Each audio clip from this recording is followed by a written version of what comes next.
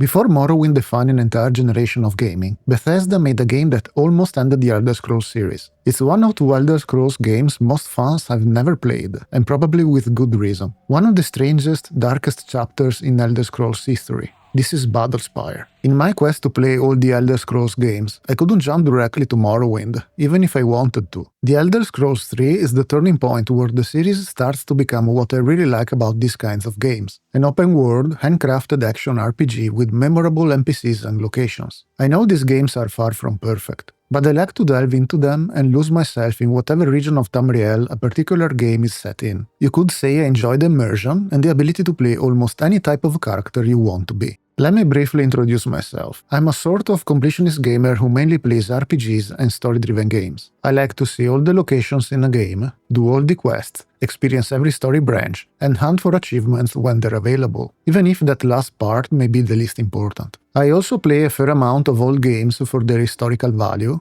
even if they don't have all the features I've been talking about. In 1997, just 1 year after Daggerfall, Bethesda tried to capitalize on its success and launched an Elder Scrolls spin-off series called The Elder Scrolls Legend, of which Battlespire was meant to be the first entry. It was designed to focus more on combat, smaller environments, fewer but deeper characters, and shorter gameplay. Battlespire ended up being not only the first, but also the last entry in the series, since it was shut down entirely after this game's release. Battlespire is still an action RPG, but with a different twist from Daggerfall. It's more compact, not featuring an immense, sprawling world, which, as I said in Daggerfall's video, ended up feeling a little samey due to procedural generation. Battlespire plays through map levels like a boomer shooter, and has a straightforward storyline. It ditched some RPG aspects to focus mainly on the action. It probably wanted to be a high fantasy Doom, trying to capitalize on the success of the first two games of that series, and of the original Quake, released in 1996. Battlespire ended up being a tough game, with some artificial limitations placed on the player that make the experience even rougher, like degrading equipment, the absence of merchants, and the inability to rest and replenish your character's resources. Being a game from the 90s, it obviously comes with a manual. You'll find it in the games folder as a PDF.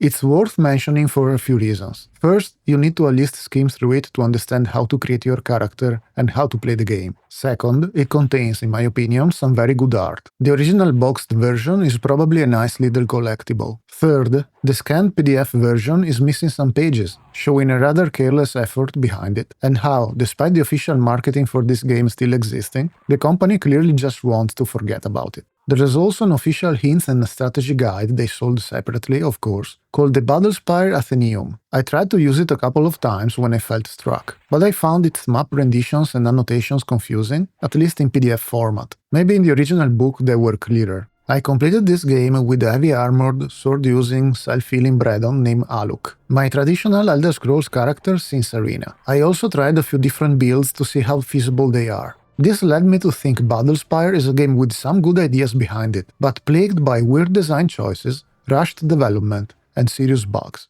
Is it completely bad? No, it's not. But it's not a good experience either. It's the definition of a mixed bag. Now, if you're still with me, we can discuss some details. Without further ado, let's dive in. As always, I like to dig a little into the development phase of an old game, because it puts it into perspective and helps in understanding how the good and bad parts came into existence. In September 1996, after 2 years of development that were considered excessively long by magazine reviewers of the time, Bethesda Softworks finally released Daggerfall, the second chapter in the Elder Scrolls series. At launch, Daggerfall was unstable and relied on dated VGA graphics. Nonetheless, gamers were drawn in droves to its combination of non-linear gameplay, epic scope, outstanding character generation, and skill-based development systems. Thanks to the continued support of its development team, Daggerfall overcame its notoriously buggy initial release, and went on to be almost universally proclaimed as the best role-playing game of 1996. Following this success, it became clear that the Elder Scrolls series had reached a larger audience that wanted more games and faster. Work then began on 3 separate projects at the same time, Battlespire, Redguard, and Morrowind. Battlespire, originally titled Dungeons of Daggerfall Battlespire, was meant to be an expansion pack for Daggerfall, intentionally focused on what was considered the best part of the previous game, the massive dungeon crawling. I feel this statement on Bethesda's website really doesn't take into account Ted Peterson's effort in writing Daggerfall's main story, but nonetheless, marketing put it there. Morrowind was in early development during that period, but its gigantic scope became too much for Bethesda to handle at the time, so it was put on hold. In fact, it will be released much later in 2002. Its stuff was moved onto Battlespire and Redguard, and at this point Battlespire was repackaged as a standalone game. With the extra manpower, it became more than a big dungeon romp. Detailed characters, a main story, voice acting, and new realms of Oblivion were added. It was probably meant to launch a new spin-off series, Legends, featuring games less epic in scope than Daggerfall. Sadly, we now know it wasn't meant to be. Battlespire was the first of the 3 new games to be released, on December 2, 1997. Until The Elder Scrolls Online, it was the only game in the series to have multiplayer support. It was originally available through mPlayer or Kali, and I suppose it might be accessed today through Amachi. This multiplayer component is now dead, and I couldn't try it. Not that I really wanted to. I used to play a lot of MMOs and Neverwinter Nights on persistent words, but to put it bluntly, I had enough of the drama people bring online, and of the constant effort to organize guilds, raids, or role-playing sessions. Back to the game at hand, Battlespire today is available digitally from GOG, Steam, and the Microsoft Store, also included with some of today's increasingly expensive Game Pass subscriptions. The Steam version does not officially support multiplayer, but it can still be accessed from the included files. From the barely legible font chosen for the intro credits, we can see that the late Julian Lefay, a name we know well from Arena and Daggerfall, was Battlespire's project leader. In a recent interview, he said that Battlespire was one of his favorite projects because the production was clean, the code was clean, and it met the deadline with no problems. I was genuinely perplexed when I heard him say that, because his statement does not match the reality of this game. He also mentioned that he never played the games he worked on, so maybe that explains such a wildly different assessment from the reality of the final product. This leads me to the technical performance analysis of this game, which truly is Battlespire's sore point. The game has a few problems, but none greater than the technical state it finds itself in. It's riddled with bugs, some of them introduced by patches that were meant to fix problems but instead introduced bigger ones. The first very noticeable thing is that the game has its fair share of platforming, even though it absolutely did not handle it well. I read quite a few magazine reviews of the time, and they pointed to the X engine Bethesda was using as the culprit. It was the same engine Daggerfall and Terminator Future Shock were developed on. When jumping to a ledge or some kind of platform, you often get stuck inside environmental models, ledges, and walls. There is no way to free yourself, which usually means simply dying. In my Daggerfall retrospective, I said that I didn't understand how certain things passed the testing phase of that game, like being stuck in Medora's room if you place an anchor in it and recall inside. It was part of the main storyline, not a procedurally generated random dungeon. In Battlespire, I found myself wondering if they skipped testing altogether or just ignored what testers reported.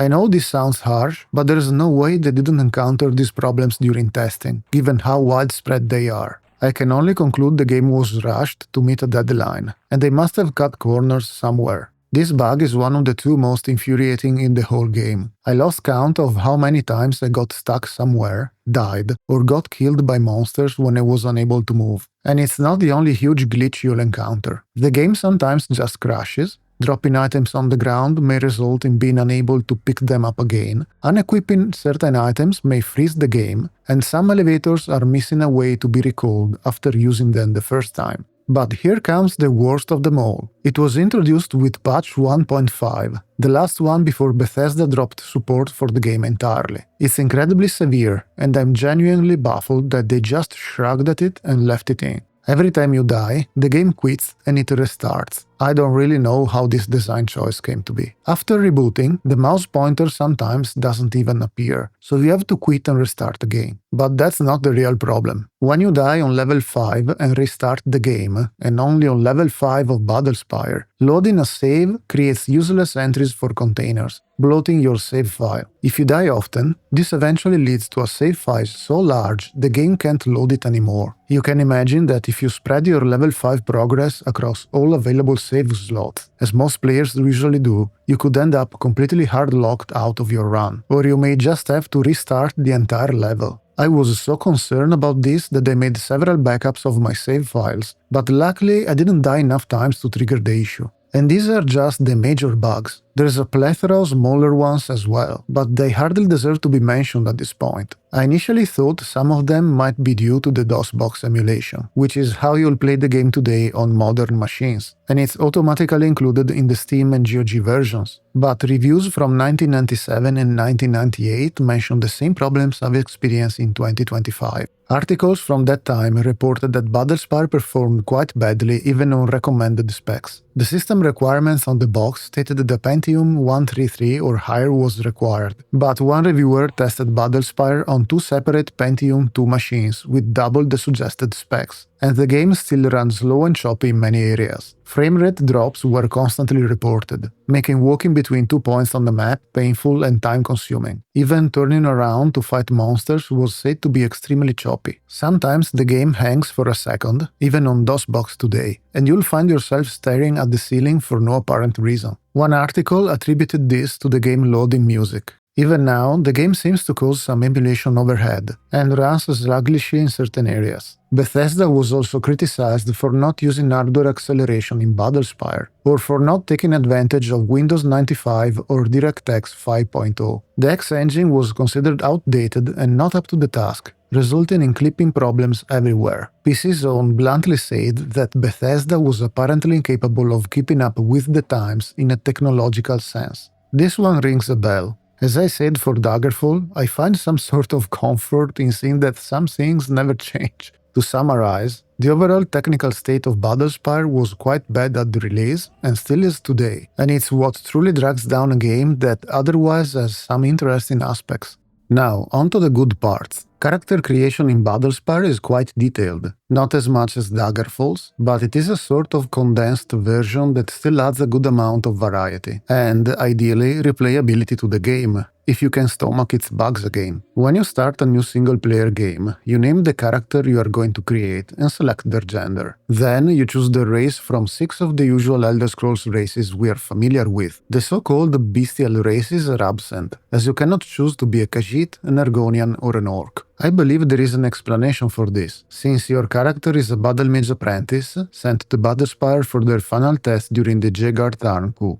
Orcs were not part of the Empire yet, while Khajiit and Argonians may not have been included due to time and resource constraints, as their models are quite different from the human and elven ones. Each race has some flavor text associated with it, but what you really want to pay attention to are the skill bonuses. Then you select your character's appearance, and you are in for some nudity if you want to play a female character. Overall, this game has more mature and adult themes and visuals than your average Elder Scrolls title. Like in Daggerfall, you can choose between 18 pre-made classes or create your own. This was an impressive feature to include in such an action-oriented game. Your class dictates the primary, major and minor skills for your character, along with their starting spells and items, as well as their advantages and disadvantages. This system is not as deep as Daggerfall's, but it still determines how successful your run will be. Some builds are simply not effective, such as being a stealthy character or a pure spellcaster, so you need to choose carefully. Creating your class and advancing your character relies on a point pool from which everything is deducted. In single player, the default is 4700 points. In multiplayer, you could adjust that number to give everyone more or fewer points when creating their characters. I built Aluk focused on strength, agility and speed, while also investing in intelligence to cast spells. Attributes are the same ones you find in most other Elder Scrolls games, and they influence their related abilities. For example, intelligence affects the number of spell points available and the critical strike skill. A big difference here is that skills in Battlespire cannot exceed their related attribute value.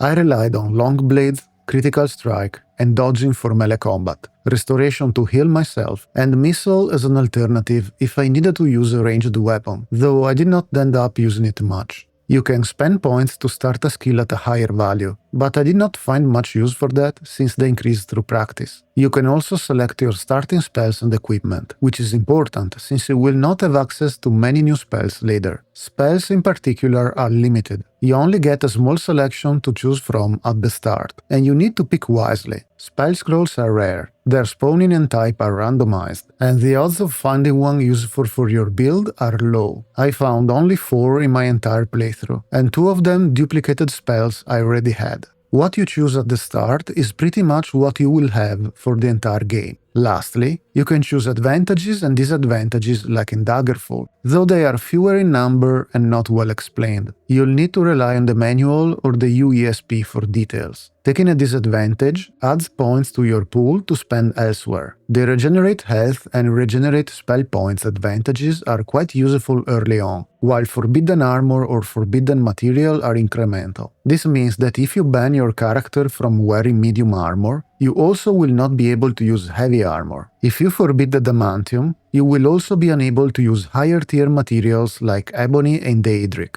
Some advantages and disadvantages are worth more points than others, depending on their utility and power. The custom class template you create is saved with the name of your choice and will appear alongside the others if you decide to make another character of the same class. The ability to create your own character was an interesting addition to a game that otherwise wanted to be a fantasy Doom. The choices provided were considered quite generous at the time. While the inclusion of all the pre-made character classes allows you to recreate your favorite Daggerfall builds, the action-oriented gameplay of Battlespire really requires developing a character who can both fight and use magic. Trust me, while there are plenty of things to do in Daggerfall with a thief, the hack-and-slash nature of Battlespire's gameplay will leave a rogue smeared across the wall. After character creation, I think it's only natural to talk about the progression system. In Battlespire, character levels are not present, and there are no guilds with trainers to raise your skills. Instead, between dungeon levels, you are awarded a set amount of points to spend on your build. They start at 600 points being awarded between level 1 and 2, and this amount steadily increases until it reaches 1900 points before facing the last level, the 7th. When spending these points, I found that investing in raising attributes is more efficient than just spending them on skill values, since skills will increase naturally with usage while playing, but that said, they're capped at the governing attribute score. It's obvious that raising the upper limit has way more value. You do automatically get more hit points though, based on your endurance rating. This is pretty much everything there is to know about character progression in Battlespire, with a small asterisk being the equipment. You find better gear progressing through the game, and I'll talk about it later, since they conceived a pretty quirky system for it. Anyway, the point system and the restricted total point pool highlight how you need to have a clear vision in mind for your character and to pursue your build through the entirety of the game. There is no over-leveling to be had, and you cannot afford to spend these points on character aspects you don't really need.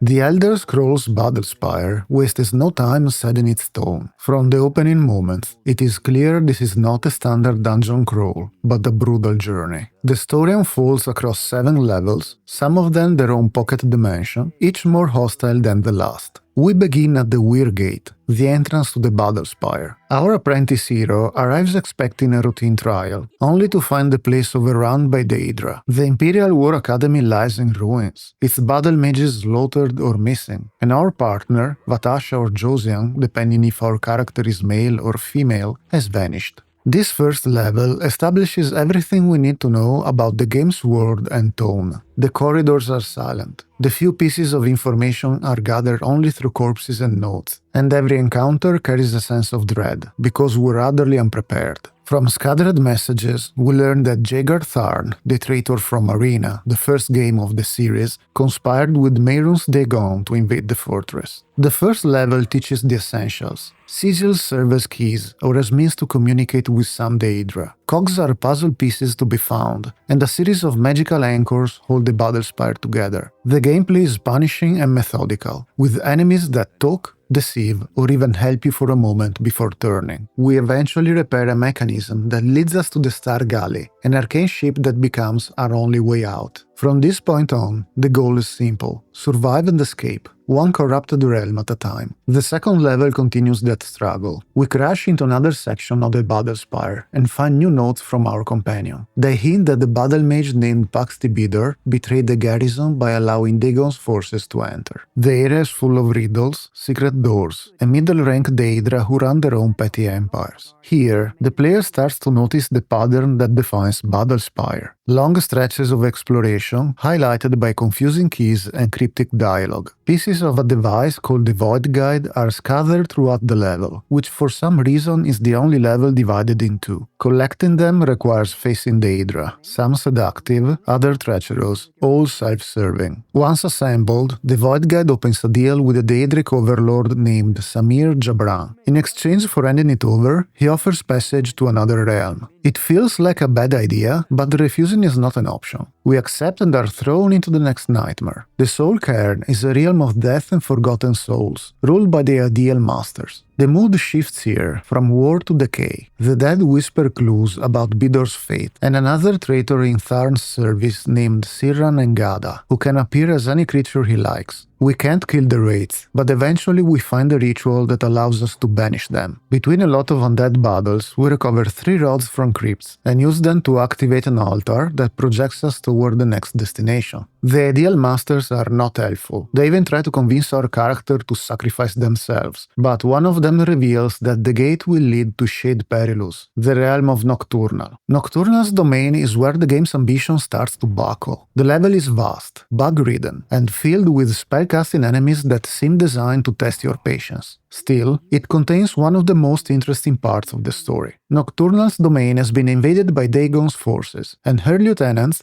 Deianira and Jesiel, remain behind. Deianira, imprisoned and resigned, tells us how to awaken her mistress Jesiel, who entered the Dream Sleep, a sort of hibernation state induced by emo reasons. Only a great shock can break Jesiel's slumber. To obtain it, Deianira sacrifices herself, and the grief of her death rouses Jesiel from despair. Ah, she is gone. Gone! I should tear your beating heart out and force you to eat it in tiny bites, one wriggling, beating bite each century. I should flay the skin from your body and hurl your living carcass into the sea of my salty tears. She is bitterly angry, but promises to aid us against Dagon. The encounter wants to be tragic, and for a brief moment you can clearly see the game trying to achieve real emotional weight before throwing us into the next realm. Sadly, I think it misses the point, at least for me. Jesiel is thoroughly evil, so I don't see how I should care for how she feels. The portal to the next level may or may not work due to a bug, with the potential of soft-locking you. Ain't that great. The Chimera of Desolation follows. An island in constant twilight replaces the fortress corridors. Here, we are hunted in a rite known as the Ritual of the Innocent Quarry, where Daedric Herns compete to kill us for sport. This is a classic trick, making the main character the prey in a hunting game. The problem is that we're pretty strong now, so the game makes Herns invincible and throws gangs of fire and frost Daedra at us. Again, we need to find the trick to eliminate them. The openness of the scenery is refreshing after so many claustrophobic levels, but the experience is undermined by serious technical problems. The already mentioned save corruption problem can destroy hours of progress. Despite this, the level hides valuable lore. We meet Chimere, an ancient mortal who once tricked Mehrunes Dagon by using the prince's true name, his protonymic. Dagon later adopted a new, hidden name, and both must be known to defeat him. The game is setting up the structure of the final fight and leading us toward it. We collect all the pieces of the Savior side scattered across the island. The armor Old Man Chimere once used when facing Dagon. Chimere also opens for us a secret case we found, containing the Spear of Bitter Mercy, the only weapon capable of harming the Hunters. One good thing is that these story mandatory weapons aren't locked out by the disadvantages you choose for your character at the start. Imagine if they were. Armed with it, we slay the leader of the Wild Hunt, gather the 6 gate keys scattered across the island, take a hot air balloon, and unlock the Temple of Daedric Rites. Severe bugs aside, the gameplay really starts to feel repetitive. Uncover a special right or weapon to kill immortal enemies, find and collect keys in various shapes, unlock the next level, rinse and repeat. Next comes the Havoc Wellhead, Dagon's staging ground and the heart of his invasion. The level is straightforward, but dense with powerful enemies and Daedric politics. We cross siege camps and ruined halls to confront Dagon's 3 lieutenants, Imago Storm, Zivilai Moth, and Phaedra Shardai. Imago is the most intriguing of them. He's willing to talk rather than fight. From him, we learn the second of Dagon's secret names, his neonymic, which, together with the first, will give us the power to banish the prince himself. Each lieutenant guards one of the keys needed to open the gateway to the final realm. By force or persuasion, we claim them all, activating a massive lantern that tears open the path to Dagon's hunting lodge. The final level tries to bring everything together, but it's excessively long and full of enemies. The hunting lodge of Mehrunes Dagon is a ring of floating islands above a sea of lava. Every bridge is guarded by Daedra lords, dark seducers, and wraiths. The last of Dagon's consorts, CS, holds the Sword of the Moon River, the blade featured in the game's logo. She is the dark seducer seen in the game's intro cinematic. We defeat her and add the blade to our growing arsenal. She's not even a boss fight, just another really annoying dark seducer like the others. Reaching Dagon means gathering a few more sigils of entry and surviving what feels like an endless fight across several walkways. At the center of it all stands the hunting lodge itself, where the Lord of Destruction awaits. Inside this palace, we find our captive companion, chained and wounded. To free them and destroy Dagon, we must wear the Savior's hide, wield the Moon River, and speak both of his true names. After a comical bad guy dialogue, Jesiel briefly appears to aid us, and we strike during that single second of vulnerability.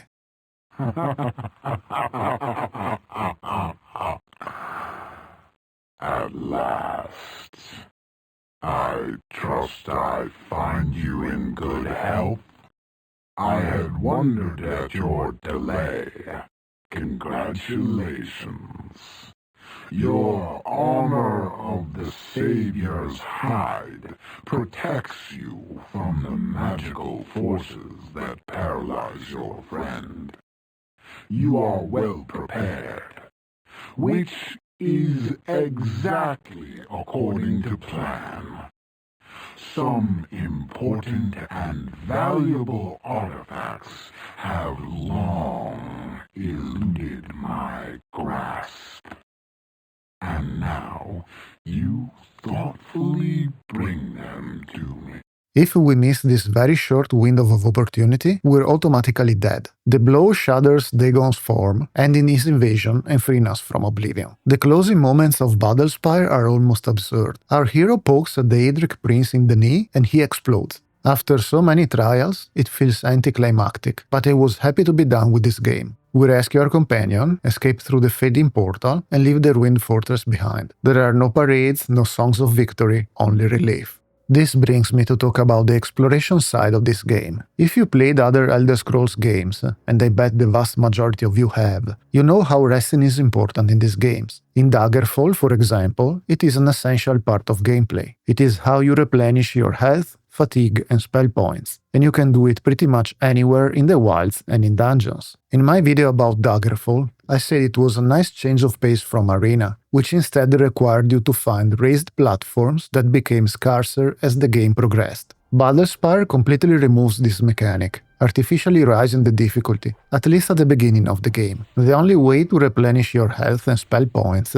fatigue does not exist, is through consumables such as potions or specific gems found in the levels. At least the gems response. If you take the regenerate health or spell points advantages, your character slowly regains them, but that requires camping in a cleared corner of the level and going for a bathroom break, since you'll be waiting for something like 10 minutes. Not fun at all. Another big change from the usual Elder Scrolls mechanics is that there are no merchants in the Battlespire. This fits the setting, since almost everyone in the place has been killed by the invading Daedric forces, but it also means you have no gold to collect, and no means to sell unwanted gear, buy new items, or repair your weapons and armor that wear down while fighting. This adds to the survivor feeling while playing the game, having to make do with just what you can find, but in the long run it becomes more annoying than interesting. Also, enemies and loot piles do not respawn, so you must make do with what the current level provides. If you are not careful, it is relatively easy to corner yourself with no means to proceed. That being said, I quite liked the level design of the game. The first two levels are set in the Battlespire itself, while in the rest of the game you wander from one realm to another, chasing your partner and trying to return to Tamriel. These levels are generally quite different from one another, each with specific themes. The Soul Cairn, for example, is all about death and undead. The Chimera of Desolation is a set of islands devoted to the hunt game, and being the prey makes everything more intense. The automap feature is also quite nice. It is clear and resembles a map of a dungeon level I could play with my friends around the table, which I always appreciate when playing an RPG that is also a video game. At its core, Battlespire is a series of 7 sprawling dungeon levels full of enemies to be slain. It is high fantasy Wolfenstein 3D, if you will. As mentioned, it was Bethesda's attempt at dipping their toes into Doom's market. Like most boomer shooters of the time, the gameplay loop becomes rapidly repetitive and sometimes irksome. Most levels are elaborate scavenger hunts, culminating in Level 5's island. This map exemplifies the design choice because, besides worrying about not dying too much to avoid breaking the game, you must find 6 armor pieces, 6 keys, and a special weapon. It is a bit much. I do not mind a little searching around, since I like to explore every nook and cranny of a game's world, but this design concept of find this, that, and the other shows a lack of creativity. In a huge game like Daggerfall, repetition may have been unavoidable, but in a more compact product like Battlespire, it leaves you with the feeling of a rushed product. The general design philosophy also does not reward a completionist or a curious approach. When you are awarded your build points between 2 levels, those points stay the same regardless of whether you kill all the monsters in the level or just the ones needed to proceed. What you do is almost irrelevant to your progress. This may lead to lateral thinking, to find non-traditional ways to deal with combat situations or avoid enemies instead of killing them. Some players may find this interesting. I did not, because I prefer to utterly destroy any opposition. As mentioned in the story section, Battlespire does not give you a clear explanation of what you should do. In almost every level, instructions on what to do are left in scrolls from your companion, who preceded you. This scroll is an actual loot item, and while sometimes it is placed right in front of your character at the beginning of a level, additional instructions can be found in less obvious places. You can easily miss them and be left wandering around asking yourself what to do. All games did not hold your hand, but this feels mostly a little careless. The system for interacting with items is finicky. The item must be perfectly centered on the screen, or you will not be able to interact with it, whether it is loot, a lever, a switch, or a healing gem. The healing gems are especially annoying to catch. You can switch view mode to use the mouse cursor to catch them, but it is incredibly janky. In contrast to Daggerfall, which due to its procedural generation had not so memorable NPCs, some even called them cardboard NPCs, Battlespire does a good job at characterizing the Daedra and the few survivors you meet. The latter are mostly terrorized or just driven crazy by their situation, while the Daedra are scheming, ready to backstab each other, and totally evil. At last! Oh, joy! Saved! Saved! Oh, I knew you'd come. I've waited so long in all this desperate, terrible nightmare. I persuaded them I was taken and bound to them, ensorcelled, one of them. But I'm not. Now you're here, and safety, sweet escape, and an end to this nightmare, and the darkness...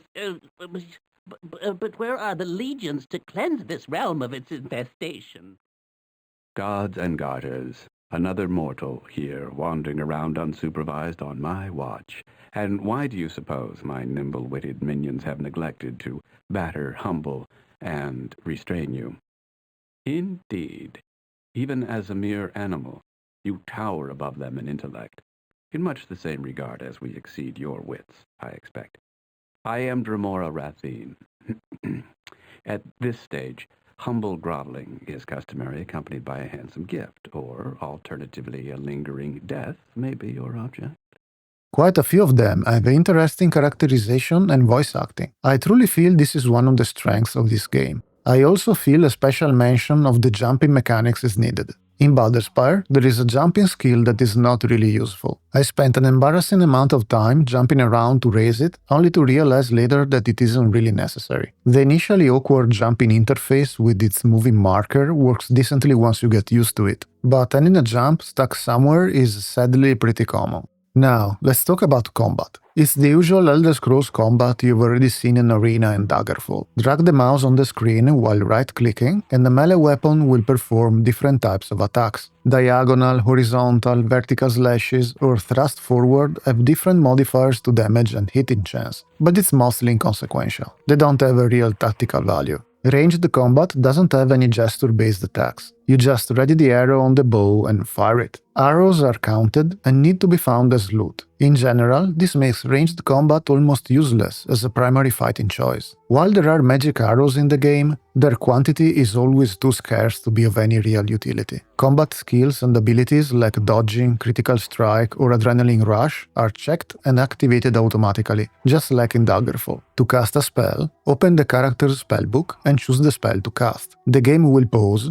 and this is the only time it does. It won't pause while in dialogue, looking at the inventory, or checking the map, so beware. You can assign hotkeys from F1 to F8 for spells to avoid opening the spellbook every time, but I found it useful to pause the game to take a breather to assess the situation. Battlespire also lets you change some effects for your spells at any time from your spellbook using 3 buttons. For example, you can change the delivery from touch to area, the damage type from fire to ice, or the detonation effect. You can choose to detonate a spell whenever it collides with anything, whether it's an enemy or a surface, or only when it hits an enemy so it can bounce off walls and floors. You can even make it affected by gravity. This system seems cool, and some reviewers of the time appreciated it, but I personally found a lot of spells to be almost useless. Spell points are such a high-value resource that wasting them on offensive spells was a poor investment. I mostly kept them for the additional cures I needed. Enemies generally hit very hard, and spellcasters cast their magic in rapid succession, unleashing a torrent of damage, often even pushing you off platforms to your death. In melee combat, a monster can critically hit and throw you off balance, leaving you exposed for a couple of seconds, or even disarm you. You'll have to pick up your weapon from the ground, and with the finicky pointing system, doing that during combat can be really tricky. As mentioned before, to replenish your health and spell points, you need to find special gems scattered around levels in fixed places. They respawn after a minute or so, and you can exploit this by returning to them in an area you've already cleared to regenerate. Enemies do not respawn. Potions to regenerate your health and spell points are scarce at the beginning, when you need them most. After a few levels, if you've been frugal, you'll have plenty of them in your inventory and the problem won't be there anymore. Equipment breaks with use, and there is no way to repair it. You have to make do with what you find. Some suspiciously empty chests can repair your equipment, but they're quite rare. Put a piece of equipment inside, close and reopen the chest, and its condition will be 100% again. There are 16 different types of monsters in this game, so I'd say the enemy variety is not bad for a game that isn't terribly long. They are somewhat distributed among the levels, but you'll start encountering the most powerful quite early. Dark Seducers will most likely be your worst enemy. Some Daedra are named, but they don't seem to be stronger versions of their unnamed counterparts. They're mostly there for story purposes.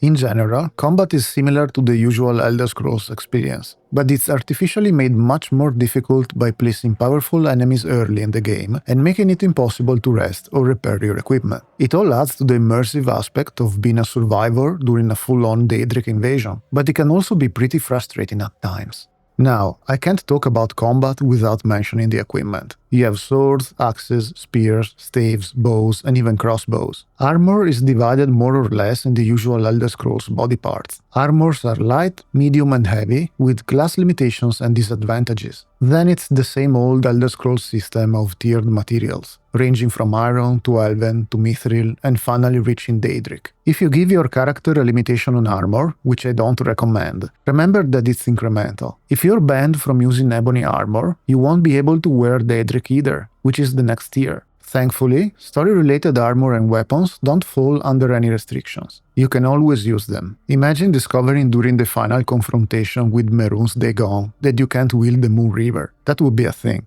The looting system is hybrid, meaning some specific items can be found in fixed locations on every run, while others are randomly spawned in monster loot and chests. What makes this system slightly frustrating is the magic items mechanic. Every magical item has a name that explains what the enchantment does, but there is no way in the game to know what it means outside of finding specific scrolls at specific levels that explain the meaning of those names. For example, the Argent Warding augments your spell resistance, while the Emerald Wisdom increases your restoration skill and grants you the athleticism advantage. There is a plethora of them. Check the UESP pages, it's the easiest way. A special mention goes to the Horny Fist property, which increases your hand-to-hand skill. I refuse to think this is not a dirty joke, and I found it in Morrowind too. I get that this system was meant to increase immersion, but it just ends up being confusing. Even if you find all the needed scrolls to know what each enchantment does, every one of them has weight, which is an added burden to carry in your inventory.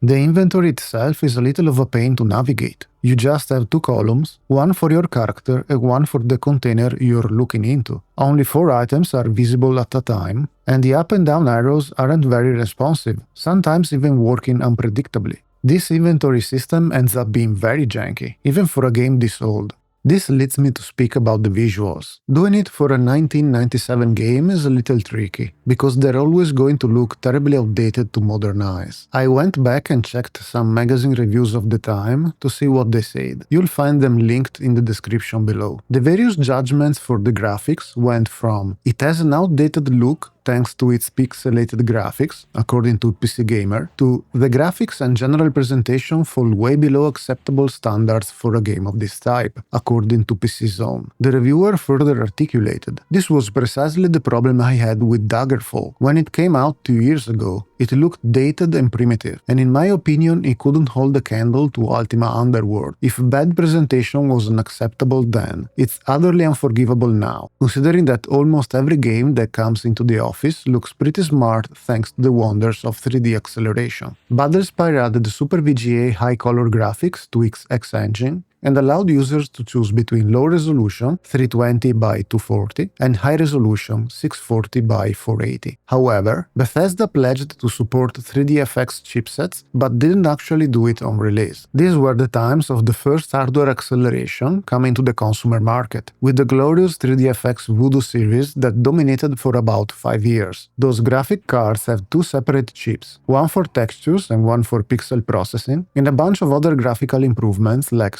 pixel correction, alpha blending, and anti-aliasing, delivering what had been a huge step forward in realistic imagery, indulging in some more retro hardware obscurities. They also included per-pixel effects such as fog, translucency, and transparency, texture compositing, a variety of lighting techniques, texture morphing, animated textures, and reflection mapping. They started being sold in 1996, just when Battlespire was being developed, and were a big deal back then. I remember when they started invading the market very well, especially because I was a kid and couldn't afford them. They ended up occupying 85% of the entire market in 1997, so a game shipping in December of the same year without taking advantage of them was considered borderline heresy. Another review pointed the finger at Bethesda's X engine as the culprit. They said that the engine used for both Future Shock and Daggerfall had compatibility problems with various 3D cards. To address these problems, Bethesda would have had to heavily modify X engine, which would have delayed the game considerably and caused it to miss its release date. The review also argued that it was not a bad engine, but it was hardly revolutionary and looked positively antiquated alongside the likes of Quake 2 or even JD Knight. So, it appears that Bethesda is constantly being criticized for using antiquated engines for almost every release they make, from the past to today. When my friends ask me why I play games this old, this is the answer. You study history to understand the present. Eventually, some reviewers considered that the general graphics were better than Daggerfall's, including the monster sprites being more detailed than in the previous title. They even recognized that X Engine was able to depict indoor and outdoor environments equally well, and that the outdoor levels of the game hid some eye candy to be found. Besides the blockiness and pixel dimensions, which I was expecting in a game of this age, and it was of no consequence to me, I noticed a lot of stretched textures and assets used not just from Daggerfall, but even from Arena. The lighting also flickered a lot, The environmental objects are all 3D, unlike in Daggerfall, including dungeon props and furniture. You also occasionally see objects floating in mid-air or merge on top of each other. As mentioned, the interface bar at the bottom of the screen can be hidden, letting the player enjoy a more immersive experience, which I appreciated. I'd say that the graphics are generally a mixed bag, which seems to be the core Battlespire theme. In my opinion, it's not because of how dated they are, even for their time, but because of weird design decisions that all point to a rushed release.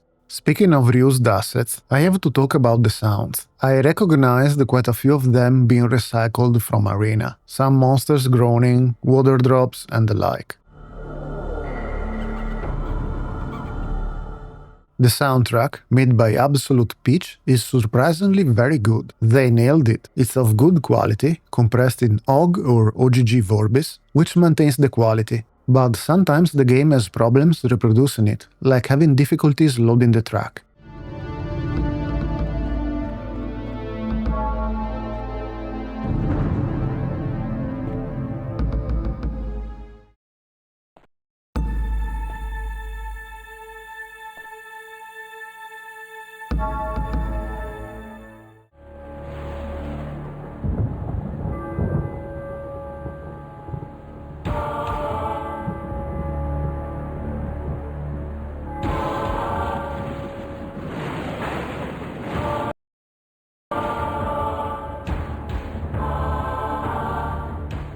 When everything works as intended, eerie and unsettling music accompanies you while exploring claustrophobic tunnels, or generates a feeling of infinite void when in some planes of oblivion.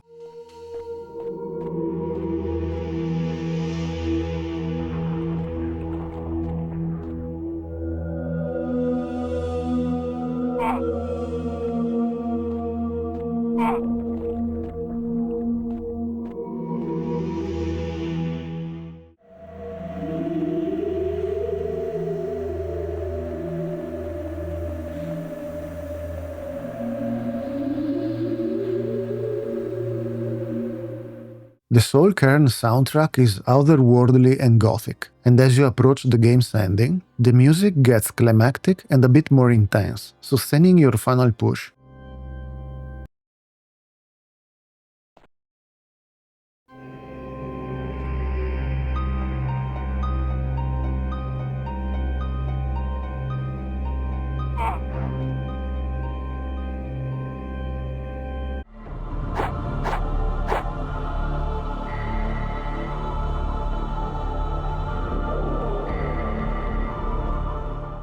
Another honorable mention is the voice acting. The 90s, with the introduction of video game delivery on CD-ROMs, which had a lot more storage space, opened the doors for voice acting in video games, and voiced characters started appearing more consistently. Almost all the Hydra have some dialogue you can activate, and this general speech is of varying quality. But the NPC dialogue that's important to the story is generally well delivered, and works very well in depicting the madness of the few survivors, or in the characterization of the scheming, demonic Hydra. Interloper, this realm is not for your brittle kind.